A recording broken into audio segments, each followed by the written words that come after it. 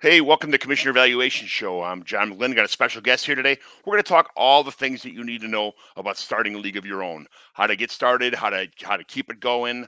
If you want to do a home league, if you're just sick of the online league experience, whatever you want to do, we're here to cover all the grounds today. So stick with us.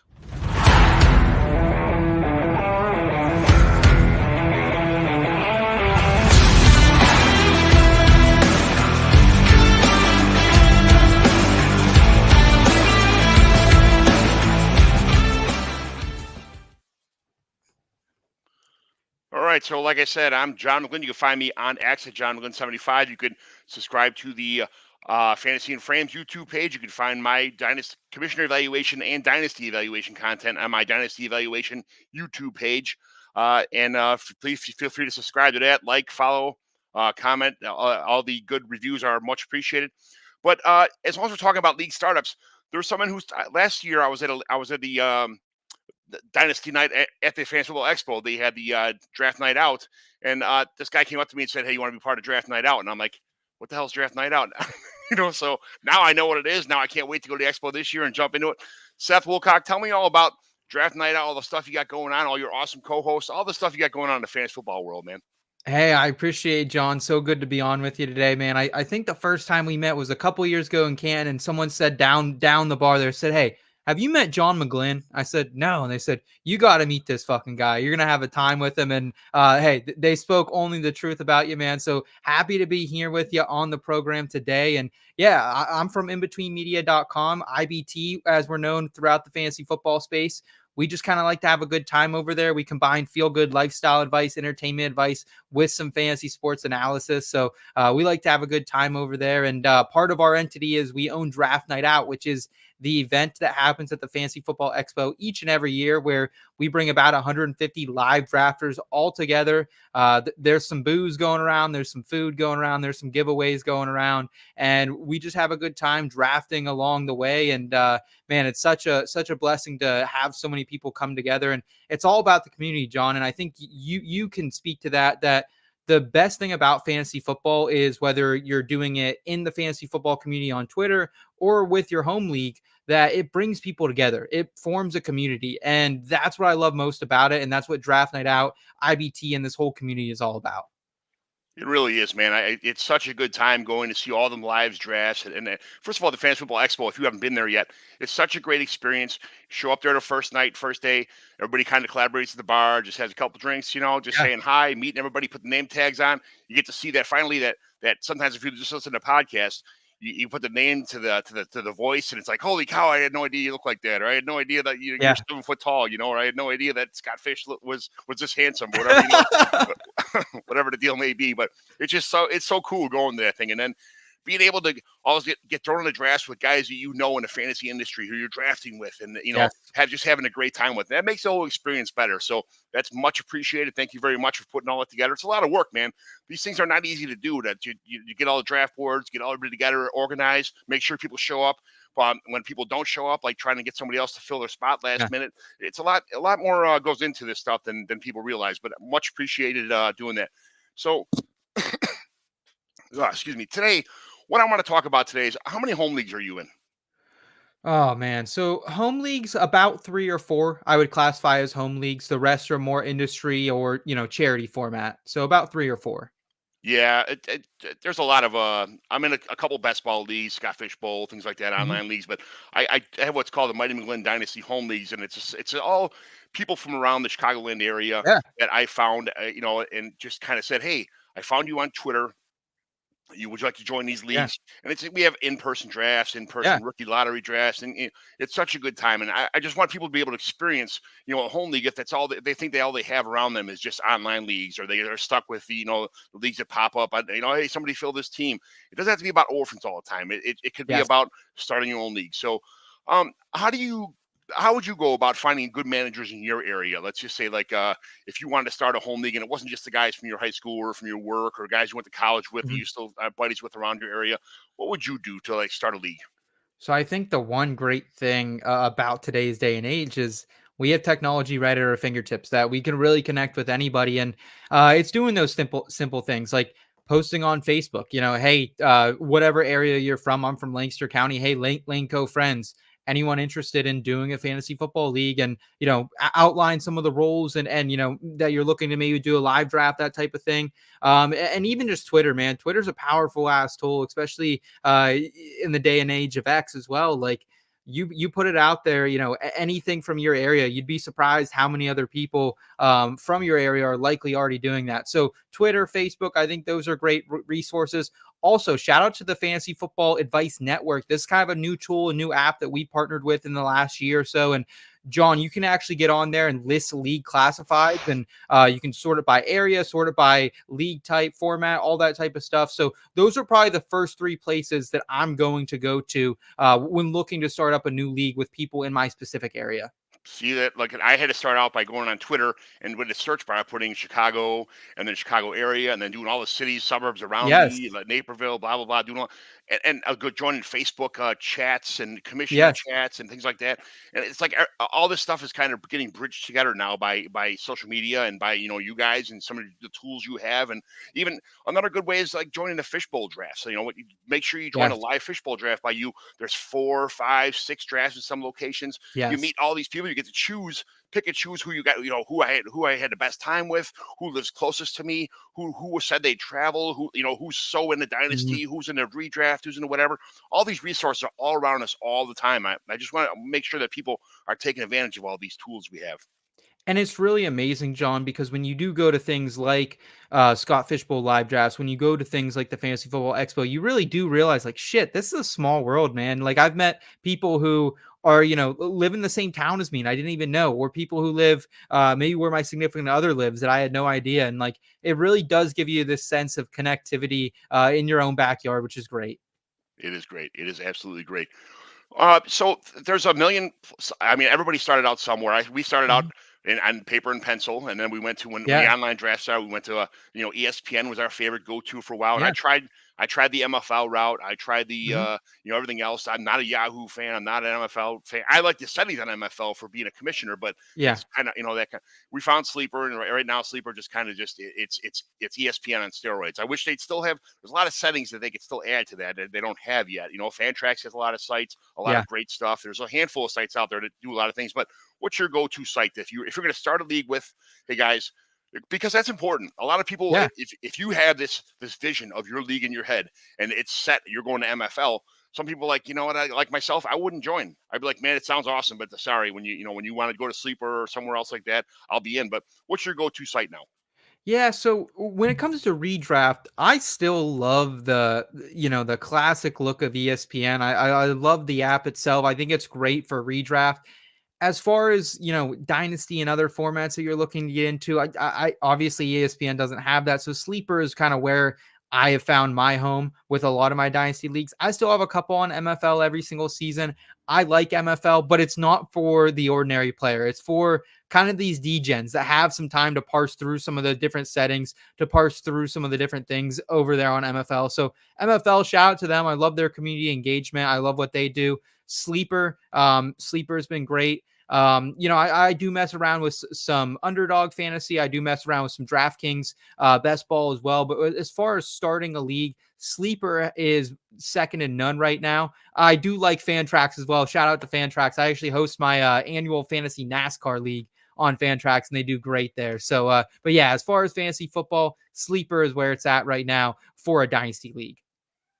I saw that you and Kyle August are the only two people I know that actually do any kind of like automotive racing Yeah. fantasy leagues, and I'm like, you got to be kidding me! This is I do fantasy hockey on Fantrax, and they have a Okay. really good site as far as moving stuff around on Fantrax. Yeah. Fantasy hockey's got a couple sites that have fantasy hockey, but it's such a great transition to go from the NFL season to just setting lineups, just setting one lineup in the Yep. hockey season and watching hockey every night. It's such a great transition. Yeah, I get it. So what is what kind of people do you like in your league? Do you like the guys who come in and are just like looking to start the whole world on fire when they get in there? Just people who are competitive, just be active. kind of hands off, guys do their own things, or you just got, starting a league where you guys are all on the same level starting together. Like I like to be in leagues where I'm the dumbest guy in the league, which is pretty often, as far as that goes. But I like to be the guy who learns off everybody else in my league. I want to be someone who, man, every time someone makes a move, I got to question it. Like, man, why would the hell would he do that? And then find out like 3 months later, like, man, this was a smart move by this guy. What type of players do you like in your leagues when you start a league? Yeah, and I think that's a great point, John. And one of the things that we actually strive for over at IBT is like fantasy football is a shit ton like life, man. And there's life experiences and there's fantasy football lessons we can learn along the way. And like even if I fall short in a league, I try to take a lesson and try to, learn from it each and every single year. And so I think starting with people who are on a similar level, especially when it comes to these dynasty leagues, I remember a couple years ago when I tried to start my home dynasty league. I've done a redraft league with these guys for a very long time, and we tried to get into dynasty. I had already been playing with dynasty for a couple years, so I felt like I had a bit of a leg up, and that league kind of burned out pretty quickly. But then we all came back together this last year. We did a new league. Everyone was on a much even playing field. So I think having same level of skill and understanding of the format and the game is a very great way to start. I definitely want some hands-on active managers, I think, when it comes to building a fantasy football league as well. I think the people who can push you and be a bit aggressive and be a bit competitive are the ones I'm kind of looking to be in a league. There's definitely a line, right? Like we don't need to be calling each other sons of bitches and starting wars. But I'll tell you what, man, when my freshman year of college, it was a league that basically combined my home league with my older brother's home league. We were all in college at the same time, overlapped for a couple years. And we got in just such big fights over this league that it kind of pushed me to do this as a career. You know what I mean? I was studying as much as I could. I was trying to get involved. I found the fantasy Twitter community before the others. And like, it really made me a better manager competing against those other guys. So hands-on, aggressive, not too aggressive. And hey, let's learn together. Let's have a good time with it. Absolutely. The more you learn, and then you're ready for better leagues and more intense leagues, and Yes. and you get better guys who are, you know. I tell you what, some people are in 10, 12, 20, like Scott Connor and those guys are in like 85, or Scott Sidlow's in a couple of my leagues is in like 140. They call them Oh, portfolio dynasty leagues, and those are fine too if that's where you're in. But like Scott says, I do not go out on Sunday morning. He starts out Saturday night, Sunday morning, setting his lineups, but he's got to go through like 84 lineups setting on Sunday oh, morning. And it's wow. when the injury comes out, he's got to, and I couldn't imagine how many times you forgot to set a lineup or didn't see Oh, something on injury yep. reports and lost games because of one guy inactive in your lineup. And some of my leagues, you get fined $25 for if you leave a player that's on the IR who's out. You get fined for Mhm. having inactive players in your list. So I don't ever want to be in that many leagues. It's okay to be, and be yourself. If you like being in two leagues or one league, that's fine. Yes. Some of my friends only like being in one league, and that's fine. There's nothing wrong with that. I like being like probably like maybe 7 to like 12 kind of in that area. And then when it gets Yep. to be any more than like 12, that's a little bit too much because you could actually set your lineups and be fine with anywhere between like 5, 7, 9, 11 kind of leagues like that. It gets to be a little too much. And this year I got a little bit overwhelmed because I was setting lineups in 23 leagues, I think it was. Oh, wow. And it Wow. was like, I just, I kind of took a step back this year in a couple leagues. But well, how many? I'm in a 14 team league this year, and it Mhm. seems to be like Mhm. almost my favorite. It's a 14 team super flex tight end premium Mhm. start one tight end. But I've been in 12 team where it's two quarterbacks, where some people just don't have a quarterback. You're getting a zero unless you trade for God forbid injuries happen. What is your perfect like? How many teams do you like in the leagues you start?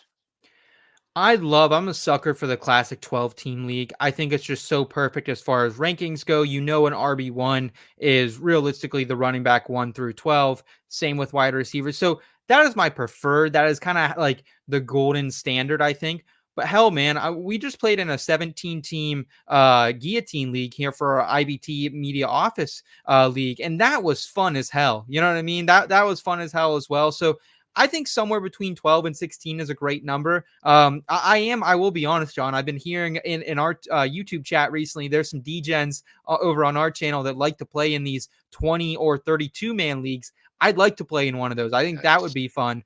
But as far as starting a league, give me 12 people. Anything under that for me, no offense. If people like doing 10 team leagues or 18 leagues, do what you want and do what makes you happy, and you're going to have the most fun doing. But anything under 12 to me, it gets too diluted, and there's too many like good people on the waiver wire. I'm like, why is X player on the waiver? You know what I mean? I pull my hair out. Yes. Toronto Dave, thanks for jumping in. I really appreciate it. What's Thanks up, for Dave? jumping in. Good to see you, man.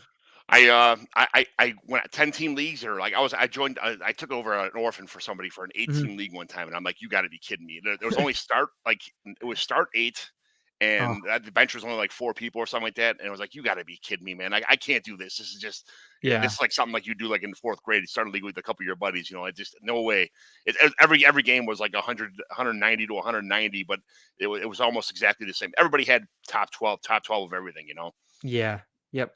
Yeah, I'm definitely in the 12 team league myself. But do you do you have like how much what is the price range you like to get in your leagues? Like 25, 50, 100, $200, like something like that? Is it like the more expensive the better depending on the league, or just like hey, I like a bunch of like $25 leagues and I'm good with that kind of thing.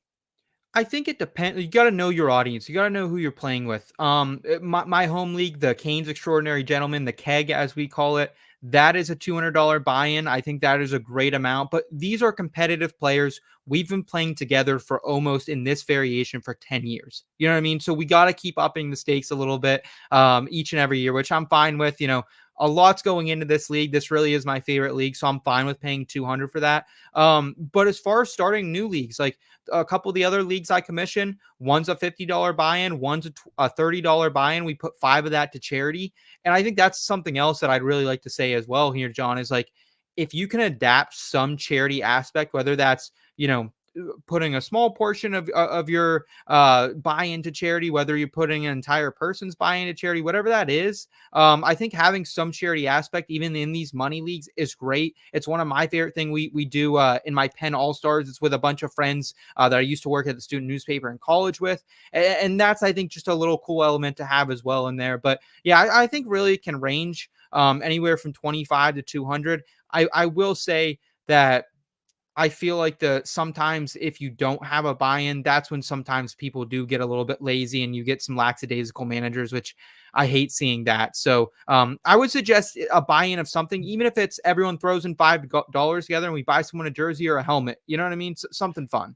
Yeah, like you said, it's a tiered thing where I think you start off somewhere with like a base of if it's $5 or $10 or 25. Yeah. Every year vote to try and increase. Like hey, this is cool, but if we're all sticking around, that's up the ante a little bit. And every year, an extra $25 Yeah. or an extra $10, or yeah, keep it going as far as that goes. Absolutely. You had mentioned before you kind of opened the can of the vampire leagues or the elimination leagues and things Yeah. like that. Those are absolutely fantastic. Now, you don't have to join a startup, and you don't have to have a dynasty league. These most of them are for charity, all for charity, almost for that matter. But these elimination leagues, you get every team drafts, and every week the lowest scorer gets knocked out. So whoever wins in week 17 gets the whole pot, or it goes to whatever charity that person had picked out. It's not all dynasty and redraft. These Hmm. elimination leagues, these vampire leagues, these all kind of a chain iterations, I guess, of fantasy football.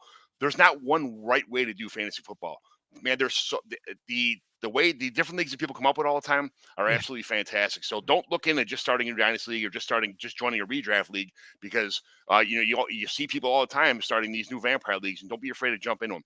What is your favorite format? Do you like one quarterback league still, or are you super flex guy? Do you want two quarterbacks as a must? And are you an IDP at all? Things like that. Yeah, so I dabble in IDP. I usually have about one IDP league per year. It's not something that I stress to do.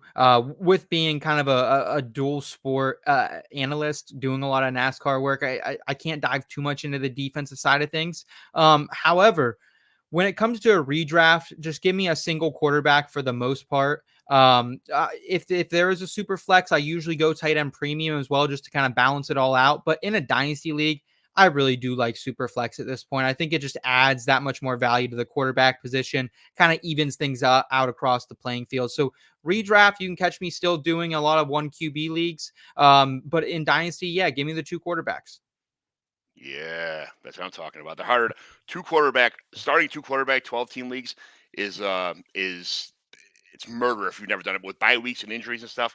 It's Oh, absolutely fantastic. So and I'm Jorge and these guys at Fantasy and Frames are really trying to get me in the IDP league. My co-host Justin Taylor, he's definitely an IDP guy. mhm. I'm trying to take dab in it. A lot of people are not happy with the IDP stuff, but the people who are in it absolutely love it. So it's kind of like I don't know if I want to go down a rabbit hole. I think I'm going to this offseason start a Mhm. new league with IDP in there and just see how it goes. And I might start off a redraft for a year and see Mhm. if I like it, and then maybe jump to Dynasty if it's something I'm interested in. So, I I think that's the way to go. That's a good way to go about it. I advise everybody do that. If you're not sure if you like Dynasty, not take the rules, the scoring rules, whatever you come up with, and try Yep. redraft for one season. Especially when you start a new site too. Like if you jump from ESPN to MFL or MFL to Sleeper, it takes a whole year. You don't want people to mess up the league because of the fact that they didn't know how to use this. They didn't know how to use the site. So 1 year of redraft to kind of get everybody's feet wet in there, and then change to Dynasty. That's kind of the way to go. So when you do scoring, I'm going to run through real fast. I Yeah. was gonna kind of break down all these things, but I mean, for the most part, I like scoring, man. I want my scoring to be 275 to 225, or close to. I think that our highest score 1 year was 307 in one game. But at the same time, there's people that score under 100 points in the same week. So I mean, people have good weeks, good players. It is what it is. But I want to get bonuses. How do you score as far as like real fast run through like the running backs, the wide receivers, quarterbacks, and tight ends? Like, Mhm. is it regular? Just I like 5 point throwing touchdowns. I like 2 point Okay. Oh, interceptions. wow. What do you like as far as the quarterbacks are concerned? Yeah, so I think if I'm staying in my redraft lane with some, I don't want to say novice players, but maybe some intermediate level players, like not advanced players, I like to kind of stick pretty traditional. Full point per reception, 4 point passing touchdown, kind of keep in that similar vein. 6 point touchdowns that aren't passing touchdowns, kind of just your basics there. However, I do love some of these other leagues that take a different strategy, that take a different thought process, like the Scott Fishbowl. I love what the Scott Fishbowl does, especially back in the day when we used to have negative points in that, and how you'd kind of have to deflect that with the quarterback position. Do you start a super flex? Do you roll out a shitty running back in that super flex? Some really different question marks there. So I like different things. But if I am sticking with a traditional redraft league, just kind of give me those traditional settings. It's once I get into Dynasty, that's when I'm okay with the 6 point rushing, or the 6 point receiving or passing touchdowns, excuse me, and more of that other variety of things. Yeah, I mean, people don't realize how much a 4 point somebody who sits in the pocket and just throws touchdowns all season long versus a quarterback who runs in touchdowns a lot also and doesn't throw that many. It's a Yeah, big deal depending on it's actually two it points is. for every passing touchdown. So those variations. Now, do you like points for receiving and rushing first downs? You like points per carry, points per reception, full stuff like that? Like you get a bonus for every 20 receptions or 20 rushes, things like that? I'm fine with it in some of these other leagues that, like, I know going in it's going to be a little bit of a funky scoring, like the Scott Fishbowl. So like I love it how in there, I think this last year you get a point per carry. I targeted running backs very heavy in that draft because of that. But in my basic leagues I'm okay without it. But if someone wants to make a motion for it, I like the big play bonuses. I think that's always fun. Whether that's half an extra point for a 60-yard touchdown or something like that. I think those are fun. But outside of that, I do like to keep it pretty basic, unless like we know going in, hey, this is going to be a weird fucking league. There's going to be a lot of things different. Then I like having those special bonuses in there. Yeah, I like tiered. I like MFL does the best as far as tiered things go because I Yes. don't want to have 99 yards and get 0 points and 100 yards and get 6 points. MFL has it where for every 1 yard you get like 0.01 Yep. points. So it's at the end of the day, if you get 99 yards, you're getting 5.9 points instead of zero. That's so. Or if you get 40 yards, you're getting Mhm. 3.7 points or something. However that works. But Yeah. MFL is really really good. I wish Sleeper would kind of update their standards as far as that goes.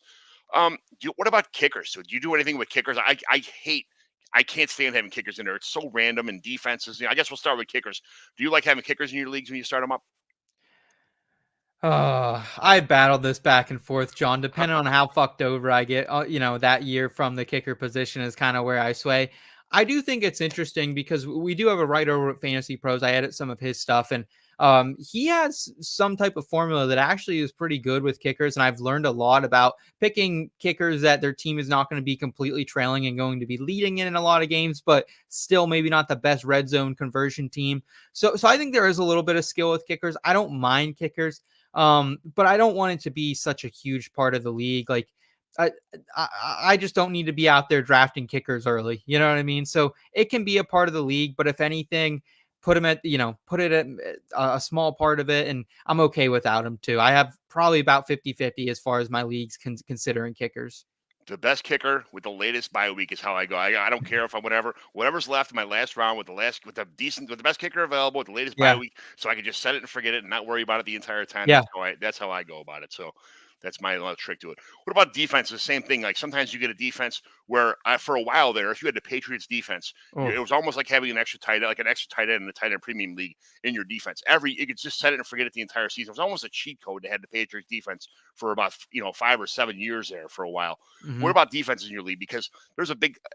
That's also you can see the teams that are a lot more sacks or teams that are really good at running the ball and controlling the clock and having defense.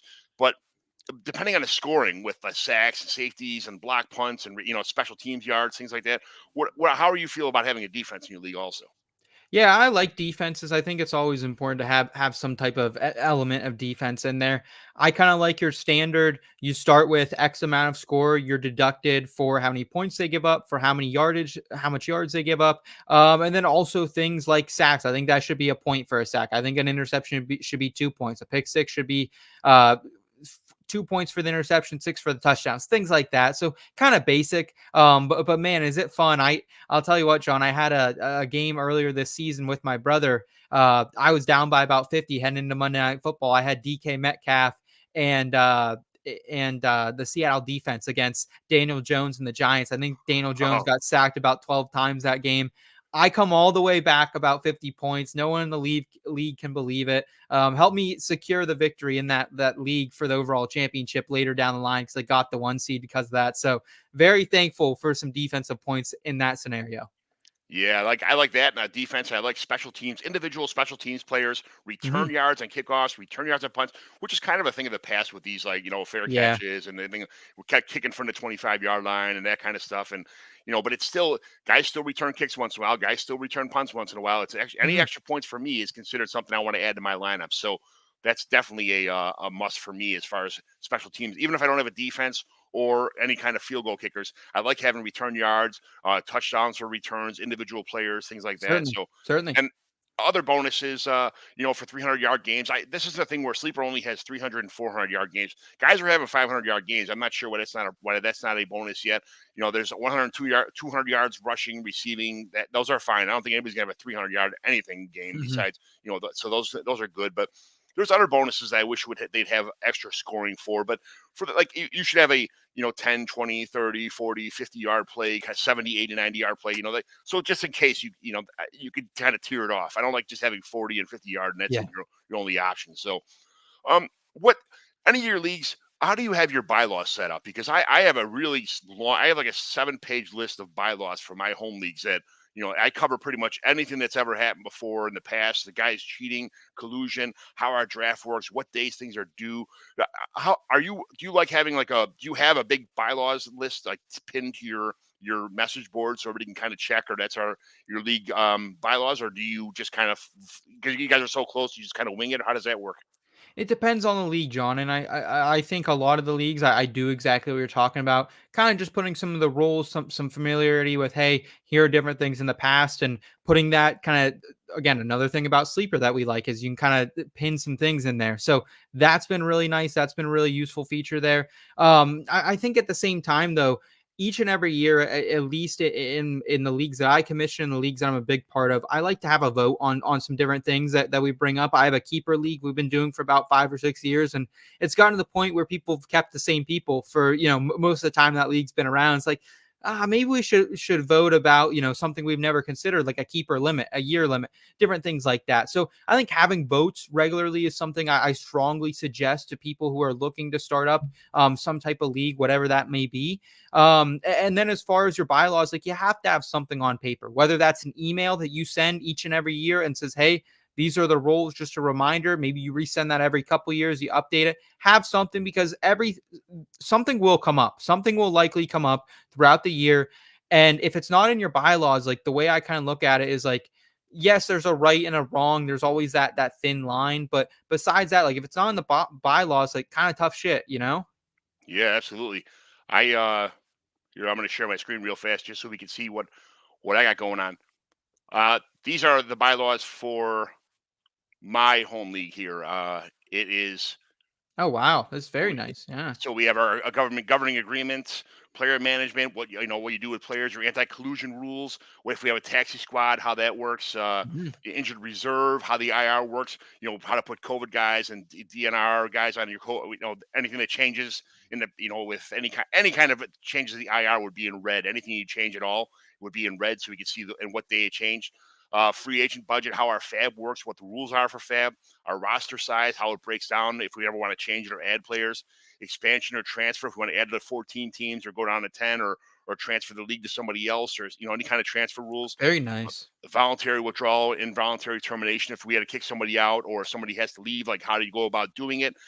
Somebody consistently fails to participate in league activities, consistently fails to submit a lineup, the reason you could throw somebody out for, our league fees, the transactions, how our waiver wire works, how Very nice. no freezing of the league, and you can't go and pick anybody up and drop them 100 people if somebody needs a waiver wire guy. Conference alignment, how our conference works, our snake draft to determine every year our divisions, draft rules, draft order determination for year 1, year 2, and beyond, all that kind of stuff. How our draft lottery works, what the commissioner's responsibilities are, our schedule. I make up a schedule by hand every year, so divisions play each other in week 1, 2. I'm sorry, 2, 3, and 4, and then 12, 13, and 14. And I have to hand make all the schedules for my home leagues for that. How Oh, wow. our playoff seedings go, depending on records, depending on points, depending on who gets what playoff spots, division of the pot, how it works out at the end of the year, how we split the money up, and then tie-breaking procedures, head-to-head division, points for, max points for, points against, coin toss for every for playoffs, for regular season, for divisional wins, and then Wow. our scoring, that kind of stuff. So that's what goes into my individual. That's what goes into my individual that's pinned to my message board for our league Mhm. rules. So if you want to dig in that, I could share that on my timeline. But there's a lot of things that go into being a good commissioner, and a lot of things you become a good commissioner by learning the hard way sometimes and adding Yes. these to the rules. So that's where all this stuff kind of comes from. But yeah, that's new mailman. Woo! Thank you very much for jumping. Oh, that's Chris Joel Smith, one of my home league guys. There we go. Yeah. Uh, so yeah, then just those are the rules, bylaws. So drafts, if you want to do a draft day, when you find all your players together, what I do is try to find a bar that's got good food, good drinks, that gets anywhere from like 12 to 20 people, maybe more than that. If you Mhm. invite anybody else, show up there at the bar and make sure everybody's comfortable. You got your own area. There's not a bunch of people coming in there saying like, "What's going on over here, guys? What are you doing?" Like it's just you guys, kind of an intimate setting, and then just that's the most important thing I think when getting together and having something at a bar. And then awards. What kind of awards you guys give out for your leagues? Because I buy rings every year for the players in my Okay. league. I have a custom ring made out of my own pocket. Doesn't come out of league fees for all Mhm. the people that win the championships. I got the name, the league that they were in, their record, and something else. I forgot what else is on there, but they pick out the color of the ring, and I pick up then the stone, and I order it for them and have it, and I personally delivered at the rookie drafts. So, what kind of prize do you give out for your league winners? Yeah, so most of them are like trophies or belts that we pass along each and every year, which that's helpful to us. We don't see each other many times a year with my home league. I live about 4 or 5 hours from a lot of my friends now, so I usually make it up there a couple times a year so we can pass the trophy back and forth. But as far as a home league, I think there should be some type of, whether that's a ring, a bell, a trophy, something, whatever that is, and even if it's a homemade trophy or something different, something special to your league, I think is the best thing, whatever that is. Like ours is a keg, ours, we've talked about doing a keg in the past, like putting just a keg on a trophy, and like we kind of went with the more traditional trophy route. But once we fill this one up with all the nameplates and everything, we've talked about, hey, we should just get a mini keg, mount a keg on a trophy, do something like that. But having something, I think, is very important, bottom line. And it's the one thing with some of these online leagues, people you're meeting in the community, you don't get as much, which I think is a total bummer. Yeah, some of the perks in my league, we have the rings, like I said, but we have whoever wins our league gets to pick the draft location, the draft rookie Oh, draft location. So very some, cool. I mean, I'm in Illinois, and there's some people. We have two people that live in Wisconsin. One guy lives in Indiana, and a lot of people live like in Bridgeport or it's anyways downtown Chicago. Some people live out in the western suburbs or the Downtown. northwest suburbs. So Yeah. to have to be able to pick your home location, to be able to take an Uber like 2 minutes away to a bar, have your wife drop you off, as opposed to driving 60 miles or getting a hotel somewhere else. it's a big deal. So having that is one important message. As you know, like you said, your buddies live a couple hours away. You're staying the night at that point in time. You're going, you're Yes. it's 2 hours away, staying there, sleeping on her couch or getting a hotel with your wife, so the girls can hang out together. That kind of stuff. It's a big deal. And then we also have a rookie draft or a because we have divisions, we have division drafts where it's a snake draft where the last division winner Oh, gets to go. So if you get picked first, you're the worst team. That you want the yeah. guy, the fourth division winner, the lowest division winners picks first, and he picks obviously the worst team in the league. So getting picked last is kind of like it's a good thing because your team is the best. But that's That's it. really cool. That's really a lot of my leagues. We've kind of gone away from doing divisions the last few years, but I think if we were to go back to doing divisions, that way sounds a lot more fun than kind of randomizing like we had in the past. Oh, it's awesome just to be to see that, to hear the people like MF of like getting picked first. Yeah, You know who it's going to be most of the time too, but yeah, it's still like yeah. Uh, so we have draft lotteries with bingo balls. Our system has, yes. it's a 96 balls. And the first, I think it's 45 balls goes to the person with the least amount of max points for Okay. that kind of, and then it goes. There's obviously picks 101 to 106 goes in the draft lottery. So, and on top of that, not just being in the draft lottery, if you win the shit bowl, the toilet bowl, you actually get pick 113 in our league also. So that's another perk Ooh, so it keeps you from completely tanking because you yeah, want to try and stay good. If you win, it's having an extra first round pick on top of possibly winning 101 in the draft lottery and getting a pick 113 is an also perk for all of my home leagues also. So that's super fun, man. We bet on we have $1,000 fab budget, but that's people could use their fab budget. Whoever's got the most fab budget money left over could be the first round pick, or yeah. whoever has the least amount of max points for, the most amount of max points for, that kind of stuff. So there's 100. You guys do any kind of like things like that, wrinkles in your league? Yeah, so we've in the past done the as you said, kind of the bingo balls, and actually the lottery was always one of the biggest parts. So much that I can remember getting actually arrested on the way to our draft lottery a couple years ago. We have a fun time out there, and it's definitely a time to kind of get the vibes going for the league. And so having some type of lottery system, I think is great. We've talked a little bit about this year. Should we do something for the Masters where everyone gets a couple random golfers, whoever's golfer ends up high? Like there's different things. There's different sports you can incorporate. You can incorporate preseason NFL games. There's so much different things you can do. But I would absolutely suggest if you don't just do like if you're not in a dynasty or a keeper league where it's like reverse order from the year before and you're setting it and it's usually random, do something because it'll be so much fun, even if that's just spinning the wheel and seeing the fate, man. The favorite thing I saw was and in Chicago, up and down Western, the bars. There's a whole string of bars where the Southside Irish Parade's at, and people go for the golf tournament, and they all randomly get golfers. And depending on where your golfer does each individual Ooh, hole, you have to do either you get a glass of water if it's a hole in one, something like that, a pop if it's a second, like two over, or whatever. And yeah, it goes down to a shot and a beer, sometimes that kind of deal, or a shot or a beer, and a shot and a beer, depending on how much it is. yeah. So all 18 holes of this tournament, I mean, you could be doing 36 beers. I mean, it's a complete shit show.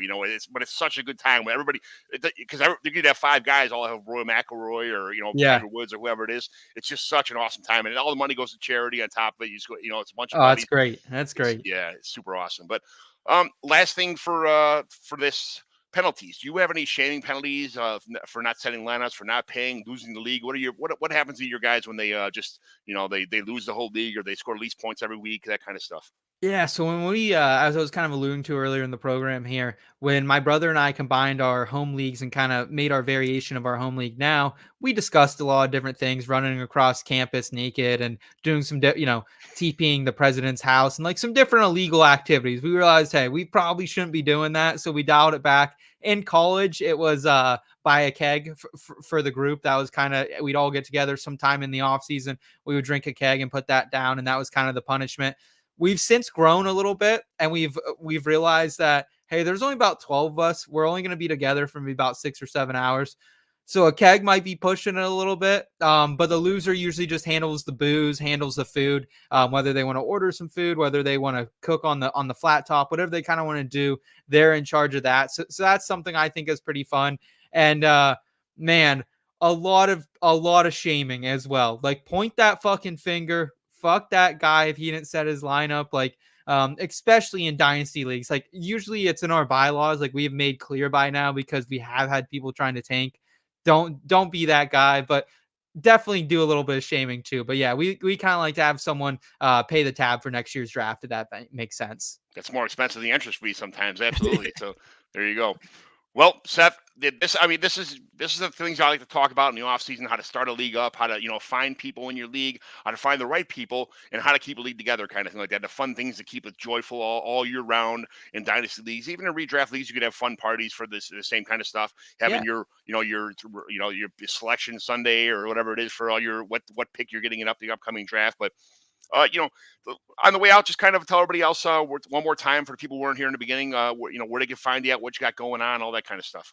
Yeah, John, first of all, thanks so much for having me, man. I love the Fantasy and Frames family, dude. Everything Jorge and the whole group over here is doing is great content. So please make sure you guys are supporting John and the Fantasy and Frames family. As far as for me and where you can find me, I'm Seth Woolcock. I'm at between_SethFF on the X. You can also find me at IBT_media on YouTube. We're inbetweenmedia.com. We got a lot of great written content over on the site as well. NASCAR PGA season, they're in full swing, so we got a shit ton of content for that. Still churn out some fantasy content, some entertainment stuff as well. So we're over here, we're out in these streets, man. But make sure you guys are supporting John, dude. This is a pleasure, and I love talking about this with you, man, because I can talk fantasy until I'm blue in the face. We have 7 months before redrafts are going to take place, and to be able to dial things back a little bit and talk about drafts and what really make this game special was really fun today. So thanks so much for having me, man.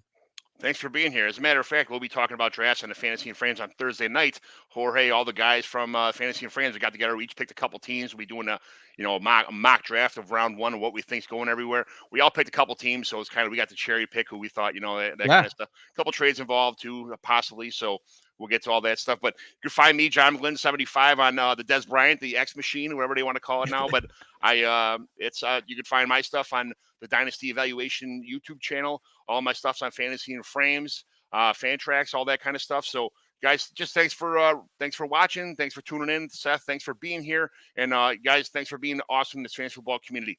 We will see you later.